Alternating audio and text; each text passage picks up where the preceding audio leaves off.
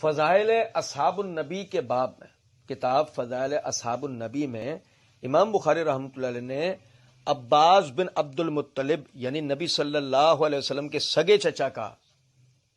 یعنی کہ بارے میں انہوں نے باب قائم کیا ہے، ذکر عباس بن عبد المطلب۔ اب اس پوسٹ بنانے والے کا بقول اگر انہوں نے ذکر معاویہ بن ابی سفیان کا ہے، اس سے امام بخاری رحمۃ اللہ علیہ یہ بتانا چاہ رہے ہیں کہ معاویہ رضی اللہ عنہ کے فضائل میں کوئی صحیح روایت نہیں ہے،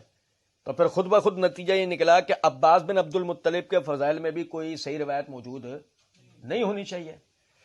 اسی طرح ذکر مصعب بن عمیر کہ مصعب بن عمیر کے حالات میں بھی امام بخاری نے یہی باب قائم کیا ہے۔ اسی طرح ذکر طلحہ بن عبید اللہ،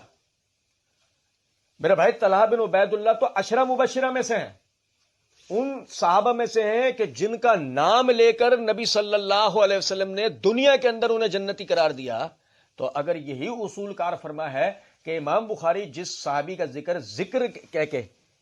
یعنی مناقب لفظ نہ استعمال کریں، منقبت لفظ استعمال نہ کریں، ذکر کہہ کے اگر بیان کریں تو اس سے خدا نہ خواستہ اس کی فضائل کی روایتیں غیر ثابت ہو جاتی ہیں۔ تو پھر عباس بن عبد المطلب کی بھی کوئی فضیلت نہیں رہی، مصعب بن عمیر کی بھی کوئی فضیلت نہیں رہی، طلحہ بن عبید اللہ کی بھی فضیلت کوئی نہیں رہی، اسامہ بن زید کی بھی کوئی فضیلت نہیں رہی، جریر بن عبداللہ البجلی، مناقب انصار میں جریر بن عبداللہ البجلی اور حذیفہ بن یمان کے عنوان بھی امام بخاری نے ایسی قائم کیے ہیں، ذکر جریر بن عبداللہ اور ذکر حذیفہ بن یمان۔ پھر کیا خیال ہے، کیا ان حضرات کی بھی کوئی فضیلت نہیں؟